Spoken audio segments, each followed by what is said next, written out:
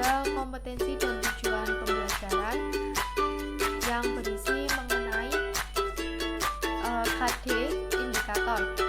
Untuk KD-nya sendiri ada 2.1, memahami hak, kewajiban, dan tanggung jawab sebagai warga dalam kehidupan sehari-hari. 2.2, menunjukkan sikap tanggung jawab dalam memenuhi kewajiban dan hak sebagai warga masyarakat dalam kehidupan sehari-hari. Kemudian ada indikator. Ada 2.1.1, peserta didik dapat menyebutkan bentuk sikap tanggung jawab dalam memenuhi hak dan kewajiban sebagai warga masyarakat. 2.1.2, peserta didik dapat menjelaskan pengertian hak, kewajiban, dan tanggung jawab. 2.2.1, peserta didik dapat menganalisis sikap tanggung jawab dalam memenuhi kewajiban dan hak sebagai masyarakat dalam kehidupan sehari-hari.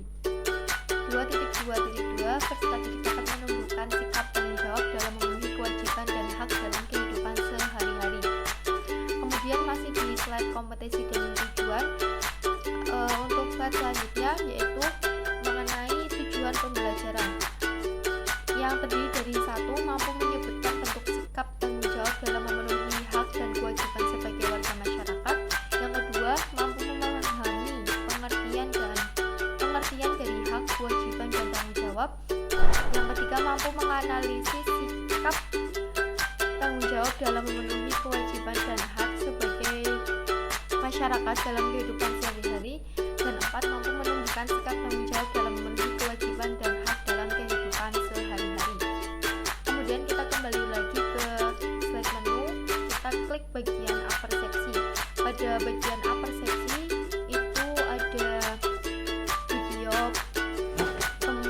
video yang berkaitan dengan materi. Silakan bisa disimak. Hari ini Danang tidak masuk sekolah karena sakit. Pipo, Lula, dan Bol berencana untuk menjenguk Danang di rumahnya. Mereka berkumpul di rumah Bol setelah terlebih dahulu ganti baju sepulang sekolah.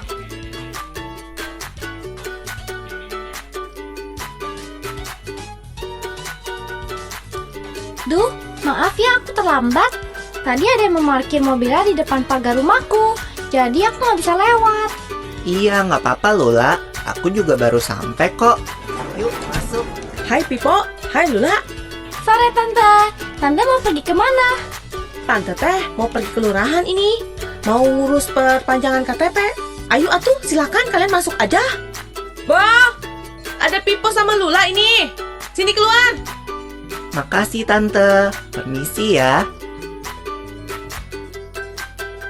Ada Kak Pipo sama Kak Lula. Hai Mini, kamu lagi ngapain? Suara dari mana itu? Wah, ini pasti Mini. Mini! Kemudian kita kembali lagi ke slide menu dan kita klik bagian materi. Pada bagian materi ada terdapat bentuk-bentuk tanggung jawab. Yang pertama, sikap tanggung jawab dalam memenuhi hak dan kewajiban sebagai warga dalam kehidupan sehari-hari, yaitu A. Tanggung jawab terhadap diri sendiri, B. Tanggung jawab terhadap keluarga, C. Tanggung jawab terhadap masyarakat, dan D. Tanggung jawab terhadap bangsa dan negara. Dan yang ke E adalah tanggung jawab terhadap Tuhan. Untuk slide berikutnya masih cek materi mengenai pengertian hak dan kewajiban dan tanggung jawab.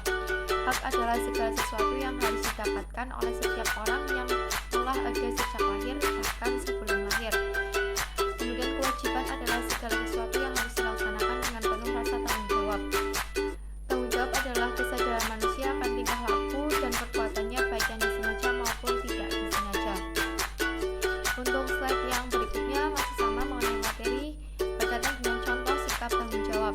1. Tanggung jawab terhadap diri sendiri. Contohnya tanggung jawab untuk diri sendiri adalah sebagai seorang pelajar, kita harus mengerti dan menyadari posisi kita untuk belajar dan mengerjakan segala pekerjaan rumah dengan sebaik-baiknya.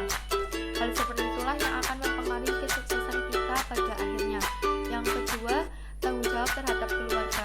Contohnya tanggung jawab terhadap keluarga yaitu seorang anak memiliki tanggung jawab kepada keluarganya untuk selalu menjaga dan melindungi nama baik keluarganya dengan cara bertindak dan berperilaku sesuai aturan yang ada dalam masyarakat dan tidak melanggar aturan tersebut.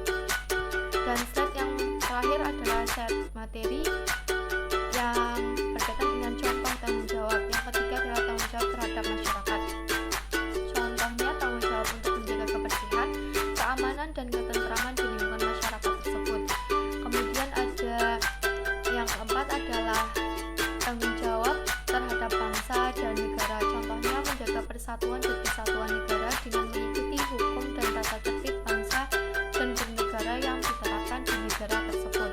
Yang kelima, tanggung jawab terhadap Tuhan. Contohnya yaitu beribadah dan berdoa kepada Tuhan Yang Maha Esa. Kemudian kita kembali lagi ke menu materi. Kita klik bagian menu evaluasi. Pada bagian menu evaluasi kita akan mengerjakan soal, yaitu mengenai soal setiap warga masyarakat berkewajiban untuk menjaga.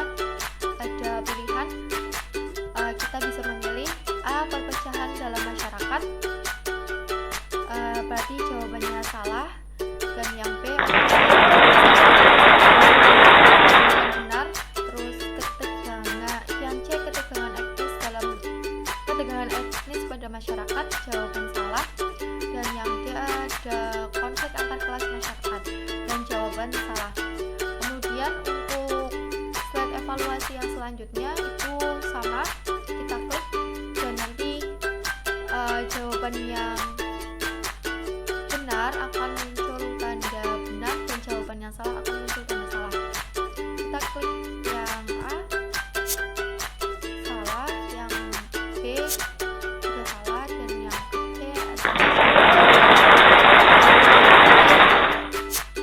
jawaban salah. Dan untuk evaluasi soal yang terakhir ada sama dengan soal-soal yang sebelumnya.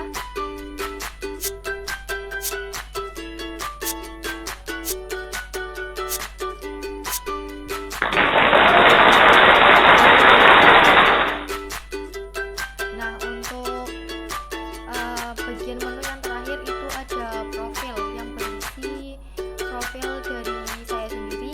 Ada nama Ati Dinanasiha, NIM 2320077, 4 tanggal lahir Pemalang 25 November 2002, alamat Desa Kalitorong, Kecamatan Rembang, Kabupaten Pemalang, program studi pendidikan guru madrasah ibtidaiyah, dan riwayat pendidikan ada Nurul Fakultas Kalitorong, SMP Negeri 2 Nujongkal, SMA Negeri 1 Nujongkal, dan UIN Ki Haji Abdurrahman Wahid Pekalongan.